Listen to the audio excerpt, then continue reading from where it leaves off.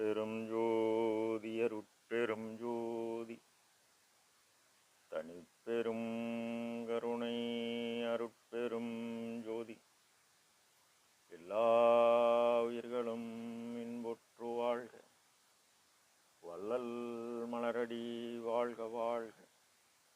திருச்சிற்றம்பலம். அருட்பெருஞ்சுதி ஆண்டவரின் திருவருளையும் அவரின் பரிபூரண அருளை பெற்ற சர்க்குரு சிதம்பர ராமலிங்க சுவாமிகளின் குருவருளையும் மனமொழிமையால் போற்றி பணிகின்றேன் தயவுடன். நாம் செய்த செயலின் நுழைவாக இன்ப துன்ப அனுபவங்கள் யாவும் வந்து கொண்டே உள்ளது. அப்படி வருகின்ற துன்பம் யாவும் பொறுத்து நாம் எல்லா உயிரும் இன்பமாக வாழ எண்ணி செயல்பட்டாலே நமக்கு ஆன்ம லாபம் கூடும். நம் பெருமான் திருவருட்பேறு என்ற தலைப்பில் 10வது பாடலில், இது தருணம் நம்மை ஆள்வதற்கு எழுந்தருளும் தருணம், இனி தடை ஒன்றில்லை கண்டாய் என் மனனே நீதான், மது விழுமோர் ஈ போல மயங்காதே, மயங்கி வாடாதே, மலங்காதே, மலர்ந்து மகிழ்ந்திருப்பாய். குதூகலமே இது தொடங்கி குறைவில்லை காண், நமது குருவானை, நமது பெரும் குலம் தெய்வம் தானே, பொதுவில் நடம்புரிகின்ற புண்ணியனார் எனக்குள் புணர்ந்து உரைத்த திருவார்த்தை பொன்வார்த்தை இதுவே என இப்பாடலை பதிவு செய்கின்றார்கள். நம் பெருமான் புணர்ந்து உரைத்த திருவார்த்தை பொன்வார்த்தை இதுவே. அதாவது ஐப்பசி மாதம் 7ஆம் தேதி 1873ஆம் ஆண்டு சுத்த சன்மார்க்க கொடிகட்டி கொண்டு உரைத்த பேருபதேசம். இது திருவார்த்தை பொன்வார்த்தை. இறைவனை பற்றிய எல்லா உண்மைகளையும் வெளிப்பட கூறுகிறார். அப்போது பெருமான் திருவாயிலிருந்து வெளிப்பட்ட உண்மை பெரிநெறி ஒழுக்கம் யாதனில் கருணையும் சிவமும் பொருள் என காணும் காட்சி பெறுக என்றதுதான். என்னை ஏறான இளமைச்சல் ஏற்றியது தயவு. தயவு எனும் கருணைதான் தூக்கிவிட்டது. அந்த தயவுக்கு ஒருமை வர வேண்டும். அந்த ஒருமை இருந்தால்தான் தயவு வரும். தயவு வந்தால்தான் பெரிய நிலைமையில் ஏறலாம். எனக்குள் புணர்ந்து இறைவன் இவருள் கலந்து விட்டார்.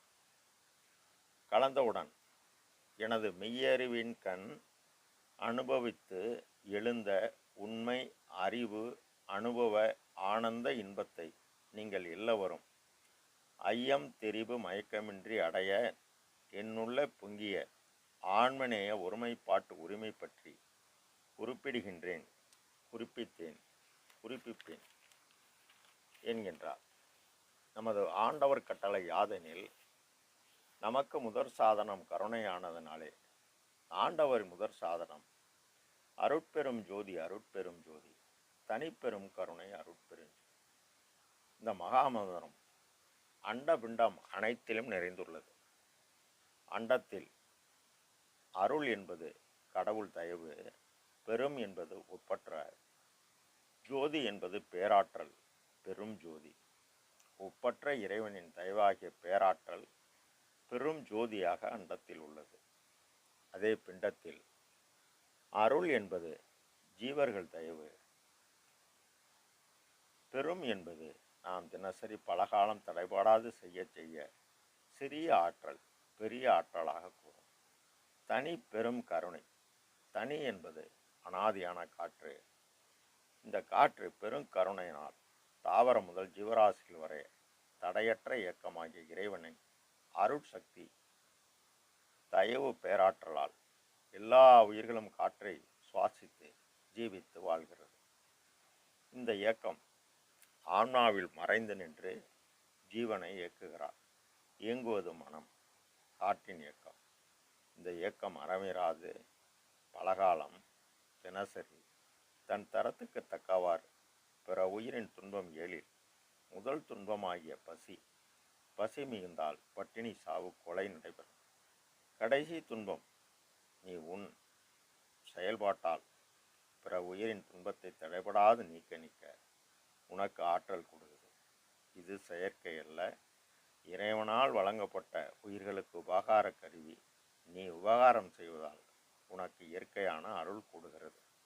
எங்கே கருணை இயற்கையில் உள்ளன அங்கே விளங்கிய அருட்பெரும் சிவமே யாரையே நினும் இறங்குகின்றார் சீரை அளிக்கும் சிதம்பர சிவமே என கூறுகிறார். இந்த அகவல் ஒரு உறுதி செய்கிறது இறுதி வரிகள், அதாவது அருட்பெரும் ஜோதி.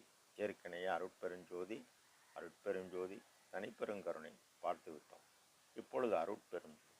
அருள் என்பது கடவுள் தெய்வம், ஜீவகாருண்யம் என்பது ஜீவர்கள் தெய்வம். ஒப்பற்ற பேராற்றலை நாம் பெற சிறிய தெய்வ பலகாலம் தினசரி தரத்துக்கு தக்கவாறு நாம் செய்ய நமக்கு ஆற்றல் கூட இறைவனின் உபகார சக்தியால் அருட்சக்தி கூட நாம் பேராற்றல் பெறுகிறோம். ஆக காற்றின் இயக்கமாகிய மனதின் செயல்பாட்டை ஒளியின் இயக்கமாகிய அறிவெனும் ஆன்மாவில் இணைக்க ஆன்மா பிரகாசம் அடையும். தயவை கூட்ட பிரகாசத்தின் உள் இருக்கும் பிரகாசம்தான் இறைவன். அந்த பிரகாசத்தின் உள்ளொளிவு அசைவு நடனம். இது மெய்யறிவின் கண் அனுபவித்து எழுந்த தயவினால் உண்மை அறிவு அனுபவ ஆனந்த இன்பம். இந்த அனுபவம் உரைமனம் கடந்தபோது உள்ள அனுபவம். எனக்குள் உணர்ந்து உரைத்த திருவார்த்தை பொன்வார்த்தை இதுவே. குருவானை நமது பெருங்குளம் தெய்வம் தானே, பொதுவில் நடம் புரிகின்ற புண்ணியனானை. பூ என்பது இருள், ரூ என்பது வெளிச்சம்.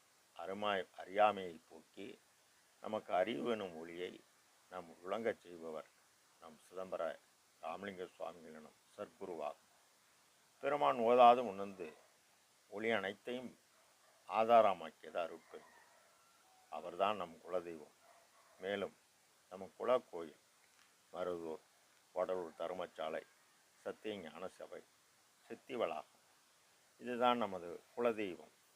பொதுவில் நடம்புறுகின்ற புண்ணியனார் உயரலாம் ஒரு நீ திருநடம் புரியும் திருப்பொது என அறிந்து எல்லா உயிரிலும் இறைவன் பூரண ஆகாமாகிய பொதுவில் உள்ளார் ஆன்ம சிற்றனூன் ஒளிக்குள் ஒளியாக மறைந்து நின்று ஒவ்வொரு உயிரையும் இயக்கி நடம் புரிகின்றார்.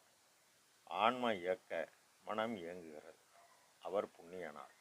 அவரை காண நாம் காற்றின் இயக்கமாகிய மனதின் செயல்பாட்டை அறம் வழி சென்று ஒளியின் இயக்கமாக அறிவு எனும் ஆன்ம ஒளியுடன் தயவு ஒளியை கூட்டி நாம் நம் செயலால் பூரணம் பெற்றால் பொதுவாகிய நடுக்கண் பூட்டு திறப்பார் நம் பெருமான்.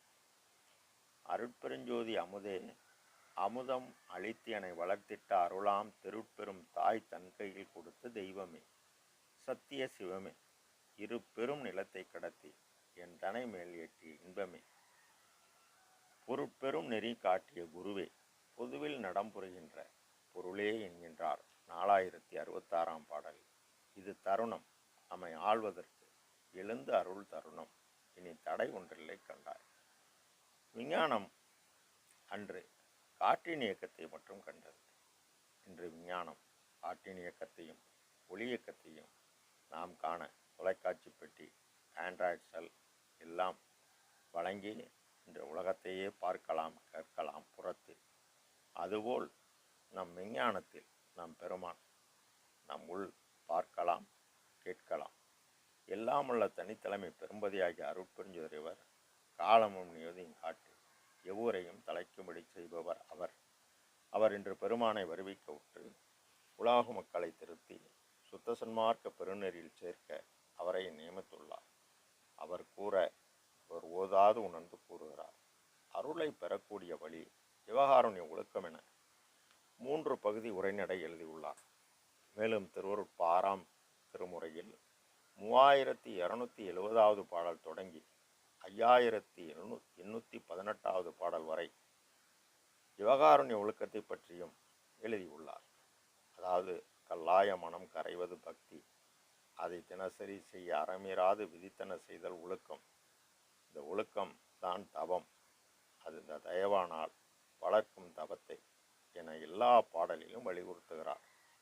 அதனால் அவர் கூறியபடி செயல்பட்டு கடவுள் நிலையறிந்த அம்மையமானார். இது பரிபூரண நிலை. ஈரன் நிலை என இயம்புமேல் நிலையில் பூரண சுகமாய் பொருந்தக்கூடிய மெய்ப்பொருள். 16 நிலை கடந்தால் 17 அருள் நிலை, 18வது நிலை கடவுள் நிலை அந்த அம்மையமாதார். உலகேலார் என் மனமே நீதான், மதுவில் விழும் ஒரு ஈ போல் மயங்காது.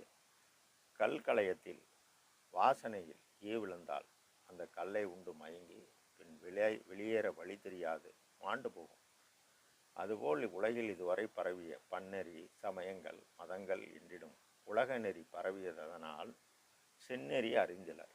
இறந்து இறந்து உலகோர் வீண் போயினர்.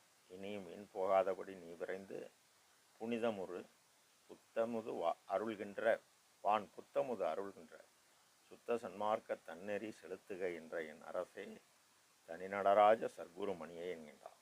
எனவே அருட்பெருஞ்சோதி ஆண்டவரை நம் பெருமானை 100% நம்பி அந்நிலை அனுபவத்தால் அடைந்த 100% நம்பி அவர் அடைந்த அனுபவத்தை நாமும் அடைய வேண்டும். மேற்படி அறிவு விளங்கிய ஜீவர்களுக்கெல்லாம் ஜீவகாருண்ய ஒழுக்கமே கடவுள் வெளிப்பாடாக்கி கூறியுள்ளார். நாம் தினசரி பலகாலம் பாடுபடும். அப்படி நாம் பாடுபடும்போது பசித்த ஏழையை பசியை போக்கினால் ஆற்றல் கூட போகிறது. ஆற்றல் கூட கூட தூக்கம், சோம்பல், துன்பம், அச்சம், மாயை, வினை எல்லாம் ஒளிந்து ஆடுகின்ற சேவடிக்கு ஆளாகி மாளாத ஆக்கை பெறப்போகிறோம். சந்தோஷமாக பாடுபட்டு பேரின்ப பெருவாழ்வை அடைவோம் என்று இப்பாடலில் பெருமான் உறுதி செய்கின்றார். அருட்பெரும் ஜோதி அருட்பெரும் ஜோதி தனிப்பெரும் கருணை அருட்பெரும் ஜோதி எல்லா உயிர்களும் இன்புற்றோம். எல்லாவிரதம் குலையமலாம் நல்லோர் நினைத்த நலம் பெறும். எல்லோரும் வாழ்க. அருட்பிரகாஷ் சர்க்குருநாத திருவடியிலே அபயம்.